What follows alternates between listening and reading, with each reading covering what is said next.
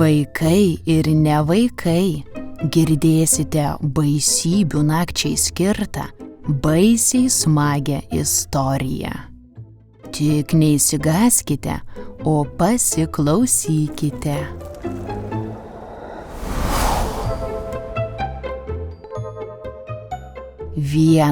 Tik vieną naktį per metus galima persirengti vaiduokliais, raganomis ir krėsti eibes. Galima belstis pas kaimynus ir prašyti saldainių. Ką po to veikti su tuo 1000 saldainių ir patys vaikai puikiai žinote.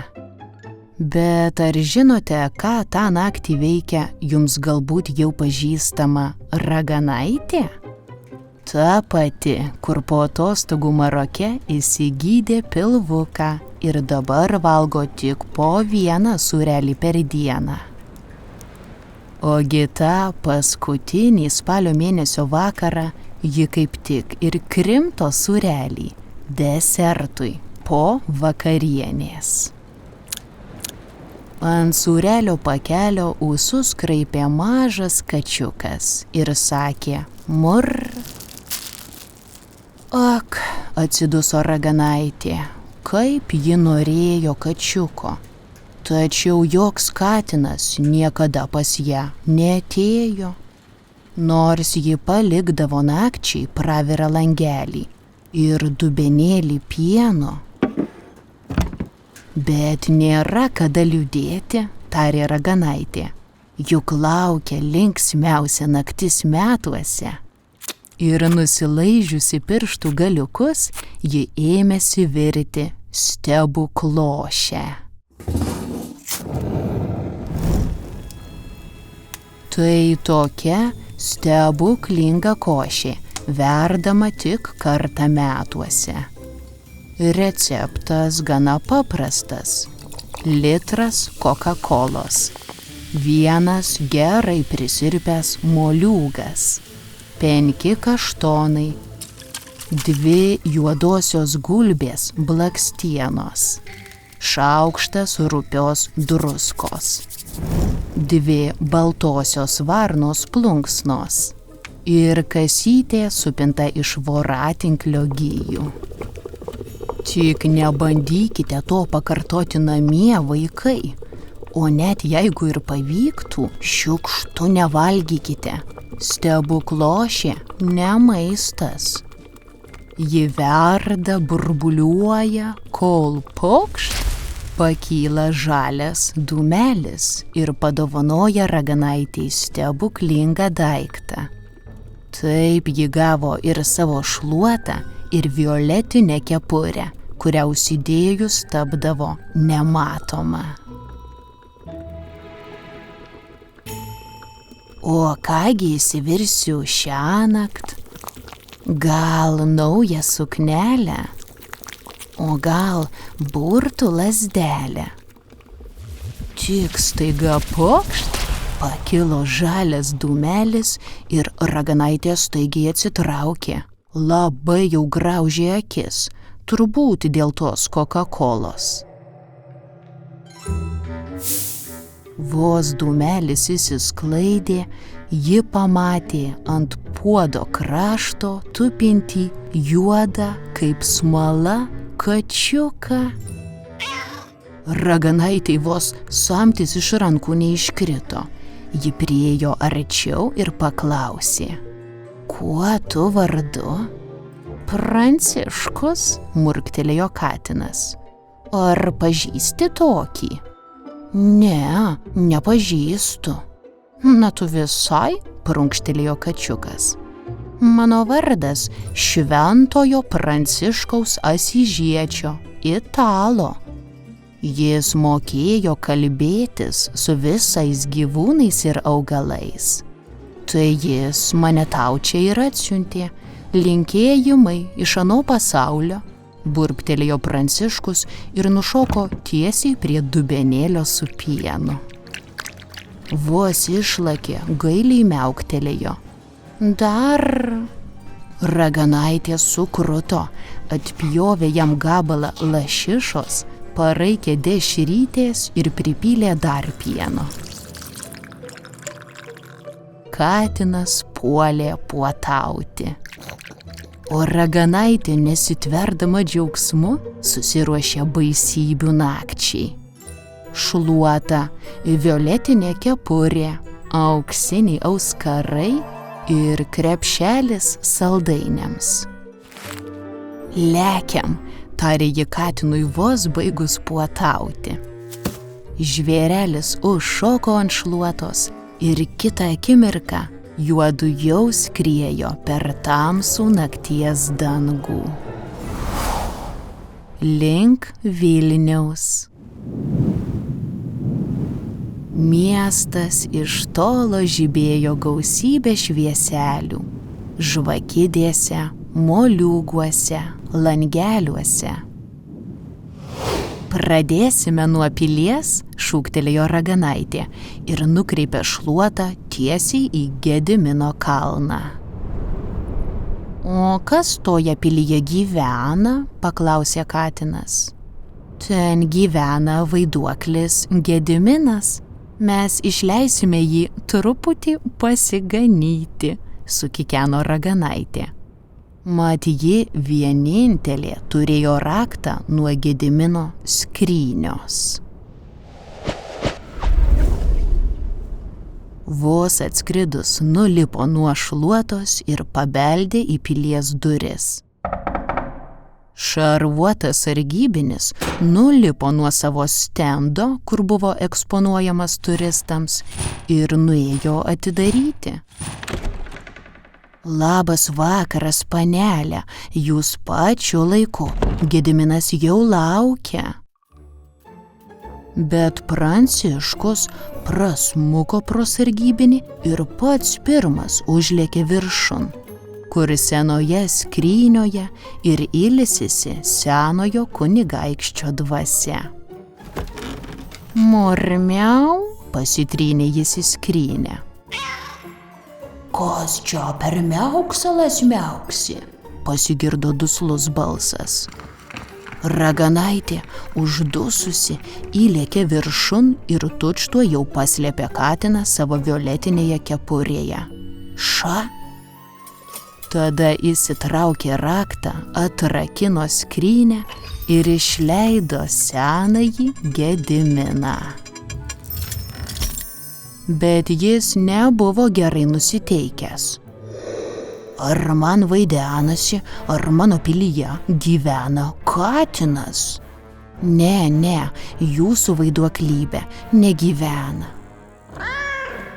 Nuaidėjo per visą pilį. Tai kas čia tada miaukia? Mano pilyje galima tik kaukti kaip vilkams. Vėl nuaidėjo per visą pilį ir Pranciškus, niekino neprašytas, iššoko iš skrybėlės. Raganaitė nuraudo, o Gediminas išbalo, jei tik vaiduoklis gali dar labiau išbalti. Man reikia tučtuo jau susirasti Lizdeiką, suvapėjo, kad paaiškintų, ką reiškia kaukiantis juodas katinas. Ir nusipurtęs dulkes, jis įskrido tiesiai pro pilies sieną laukan. Ak, tu nenaudėlė, subarė raganaitė ir prapliupo juokais. Man regis, kaukiantis katinas reiškia, kad bus labai smagi naktis.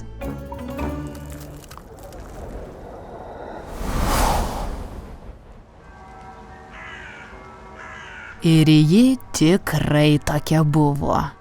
Po pilies juodu patraukė į miesto centrą. Kai praeivį sustabdydavo mergaitė su šluota ir kačiuku ant peties, tai tas jai duodavo ir saldainį, ir pinigėlį, ir dar nuotraukos paprašydavo. Kamera tik pliaukšt, raganaitė vikriai užsimaudavo kepurę ir sekundėlį tapdavo nematoma. Kaip keista, vapėdavo žmonės. Nuotraukoje nėra mergaitės, tik kačiukas. Ir kitą akimirką žmogus jau stovėdavo vienas, lengvų šiurpuliukų krečiamas. Dar juodu ėjo per butus ir prašė saldainių. Nors Pranciškus labiau norėjo pokštų, bet raganaitė sakė, kad pokštauti jie ir patys moka. Pavyzdžiui, katinas kirsdavo gatvę atbulai. Ir visi, kas pastebėdavo, taip ir likdavo kaip įbesti. Jei juodas katinas perbėgęs gatvę reiškia nelaimę, tai šitas gal reiškia laimę? O raganaitė prunkštė iki ašarų. Kai krepšelis jau buvo pilnas, o pilvas skaudėjo nuo juoko, juodu nuskrido į kalnų parką pailsėti. Ten miškelyje dejavo vaiduokliai, raudonai žybsėjo baidyklių akys ir kilo balti dūmai. Atrakcionai vaikams, bet raganaitė čia jautėsi kaip namie. Tik įžengė pro vartus, už nugaros pasigirdo piktas lojimas. Pranciškui kailis pasišiaušė. Nors jis buvo stebuklingas katinas, vis tiek labai bijojo didelių šunų. Turbūt čia Gediminas užsiundė ant manęs, dar miauktelėjo ir nešė kudašių, vieni velniai žino kur. Raganaitė taip nusigando, kad ir liko stovėti prie vartų. Nei šuns, nei šeimininko, nei Pranciškaus. Reikia pasakyti, kad mergaitė sušluota, baisybių naktį vaikštanti kalnų parke ir visų klausinėjanti, ar nematėte mano juodo kačiuko? Atrodo, tik kaip dar viena atrakcija lankytojams. Žmonės tik kikeno ir raganaitė greitai prarado viltį. Atsisėdo prie didelio moliūgo, kuriame žibėjo švieselė, ir pravirko. Ašaros kapsėjo ant moliūgo. Turbūt todėl ir pažadino ten lindėjusi kaukutį. Mažytį šviesų padarėlį su raudona kepurėle. Jis išlindo pro moliūgo burną ir nusklendė prie verkiančios. Kogi verki, raganėlė mažoji? Ši pasitrynė akis ir sužiuro į padarėlį. Nejaugi aš matau kaukutį, gerąją namų dvaselę? Nustebo. Ką tu čia veiki, moliūge? Nieką, įlindau pailsėti, o aš vis dar ieškausi naujų namų. O tu? Aš irgi ieškau savo juodo kačiuko. Kad nelabai ieškai, o verki, pastebėjo kaukutis. Bet neliūdėki, aš tau padėsiu. Ar žinai, kas yra geriausias pamestų kačiukų ieškotojas? Kas? Paklausė raganaitė. Kaukutis Gliukas, jūsų paslaugoms. Dvaselė apsuko 3 ratus ir paleido 100 mažyčių kibirkštėlių. Jei kas būtų matęs iš šono, tai atrodė kaip nesibaigianti bengališka ugnelė. Mano kibirkštėlės jau ieško tavo kačiuko. Ir Gliukas pakuteno raganaitei nosytę. Ta net nusijuokė ir nuotaika pragiedrėjo. O visai pasitaisė, kai viena kibirkštėlė surado Pranciškų. tupintį ant ąžuolo šakos. Raganaitė nukėlė kačiuką, išmylavo ir saugiai paslėpė kepurėje. Kuo galiu tau atsidėkoti? Paklausė ji Kaukučio. Na, nakvynę šiltoje troboje, porą bandelių ir stiklinaitę pieno? Mielai, sutiko Raganaitė. Ir visi trise ant šluotos patraukė namo. Už Vilniaus giliai, giliai miškuosna.